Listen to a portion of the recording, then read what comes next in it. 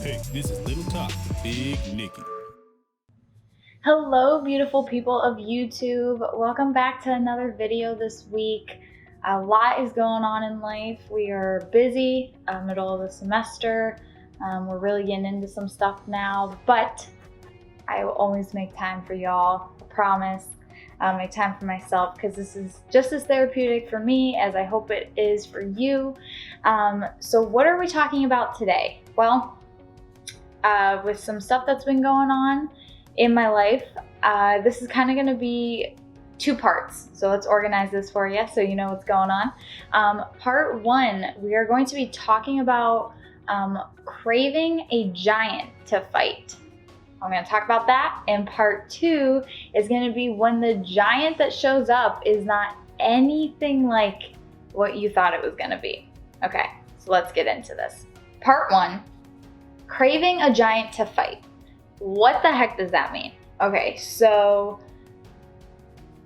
if you look at a lot of people's lives, the most growth that they do, whether personal, in faith, whatever it might be, is through some sort of battle that they have to go through, something that they have to go up against, and they come out in the end victorious, defeating whatever was kind of threatening their maybe mental health, physical health, etc.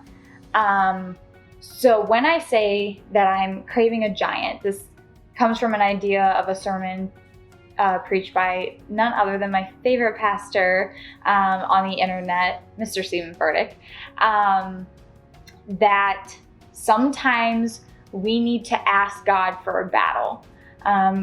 Comfort builds complacency in life, not faith. So I was really in this season where I was just kind of like, things were like good. And I know you're like, okay, Nicole, what's the problem with that? Well, nothing's a problem with that, but it was just kind of like things were good, but things were mediocre. In my spiritual life, especially, things were just kind of like here, really plateauing, really flatlining. And I was like, you know what? I need something. And I heard this sermon and I'm like, God, I need a battle, because I need a giant, because the last giant that I had to go to battle with, I grew so much from that, both spiritually and individually. And I think that these giants that we have to continually defeat keeps our faith fresh. It keeps our spirits renewed. And most people are like, why the heck would you ask for that though? Like, life has enough problems as it is. And yeah, there's like daily little, I call them little giants, but there's daily battles that we all have to face. But asking for a giant, in a sense, is saying that you are ready to take the next step in faith, because after going through the last giant and defeating it, you learn that what God had on the other side for you once you got past that giant was worth so much more than maybe the stress or the pain of having to defeat it. So craving a giant, and I was praying and I was like, God, like, send me a giant. God, send me a giant. This was probably like a couple weeks worth of praying, because I'm like, I'm just too complacent right now. Things are kind of like too mediocre.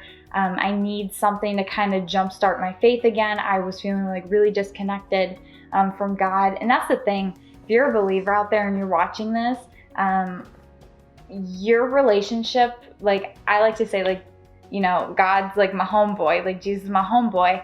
But like any friendship, there's going to be times where like both ends seem kind of quiet, seem kind of distant. Maybe you're like just not available. Like maybe you once were, and maybe you're not making time like you once were. But there's like this distance, and I think in any relationship that's a natural thing. But I think recognizing it and figuring out how to get back on track is very important as well. So I'm like, send me a Goliath. I want to be David with my slingshot. Send me a Goliath, God. and in me praying for this, I didn't get into specifics, but in my human head, and this is moving into part 2 of this conversation, in my human brain, I'm thinking, okay, God, if you send me this, or this, I know I can tackle it. I know I can defeat this giant because I defeated that giant before. Like, I got this. I know this now. I'm wiser in this area. Me and you have talked about this area. I've been convicted, and you think you know what you're gonna do. And then the giant comes.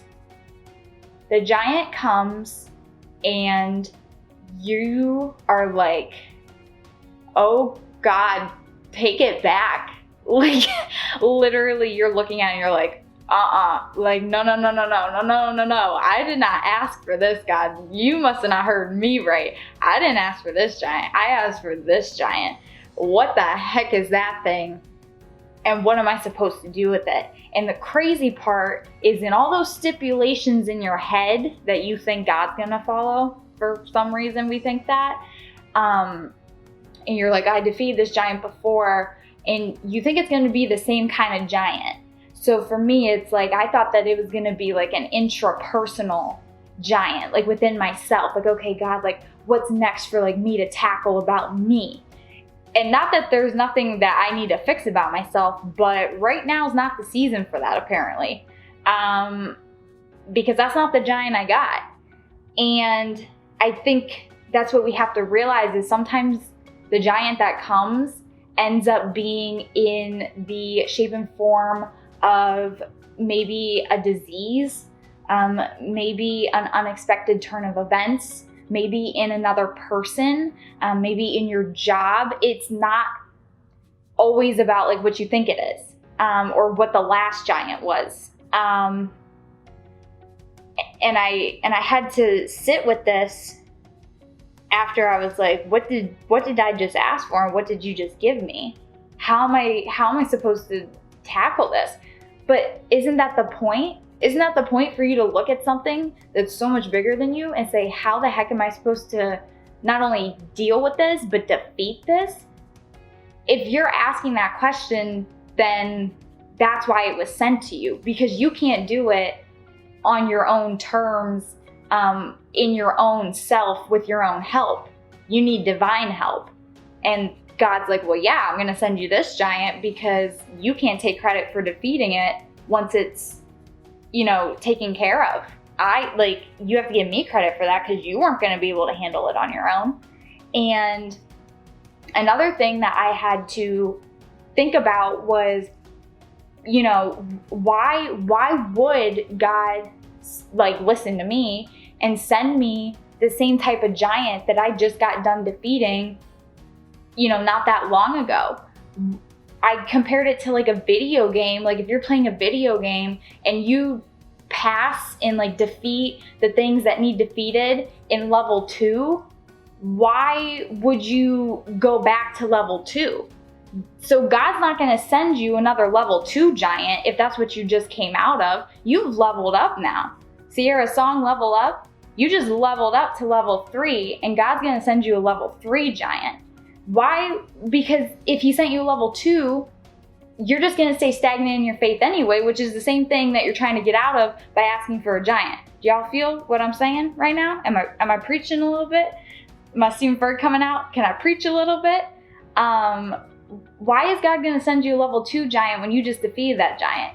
He's going to upgrade you to a level 3 giant because you haven't seen this giant before. You haven't been through this thing before. You don't know how to tackle this thing. It goes back to the point I just said a couple minutes ago. You can't take credit for defeating it.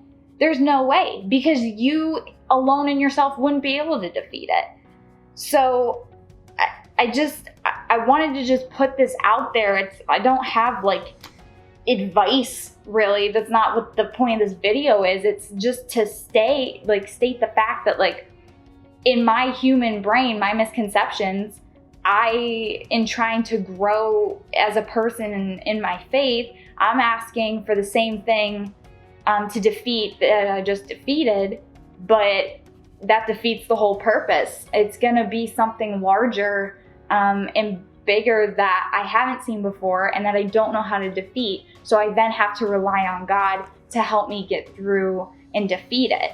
So I just want to wrap this up by saying it's not at all weird, although some of you might think that it really is. If you ask for, I guess, a giant problem or a giant to defeat, it really makes you reevaluate things. It makes you grow, like I said, as a person. If nothing else, it teaches you a lot about others in the world and yourself, depending on what the giant is. But it's not bad to want to not be comfortable where you're at, because like I said, that comfort produces complacency, and complacency is a place that you do not want to get into, because you're gonna just stay there, and that's what everything in life is gonna be, is complacent. Nothing's gonna be super great, nothing's gonna be super bad, it's just gonna be like here all the time. And although we wanna avoid the super bad stuff, we can't have the super good stuff without it. So it's okay to wanna ask for a giant, but just take this as like learning from me, if you haven't figured this out for yourself yet, that when and if you ask for that giant, it's not gonna be anything like the situation you're creating in your head to tackle. It's gonna be something completely different that you've never seen or experienced before, because that's what's gonna grow you. That's what's gonna level you up. And guess what? Next time you ask for a giant, if you're brave enough to do it a second time, it's not gonna be a level 3 giant, it's gonna be a level 4 giant. So just remember that as you go throughout life and as you grow in wisdom and faith, it's only gonna keep leveling up. And you are gonna keep leveling up as a person. But realize, because you're leveling up as a person, your battles and your Goliath in life are also going to level up alongside with you. So you don't plateau or grow stagnant or grow complacent. So with that being said, that's my 2 cents on asking for giants and receiving giants. Receiving giants. I never thought I would say that in a sentence, but I guess I just did. So with that being said, I really appreciate you guys taking time out to watch this video.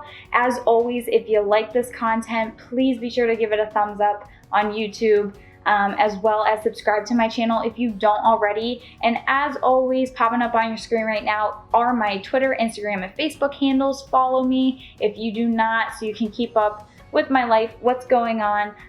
Always feel free to comment as well. I love to hear back from you guys.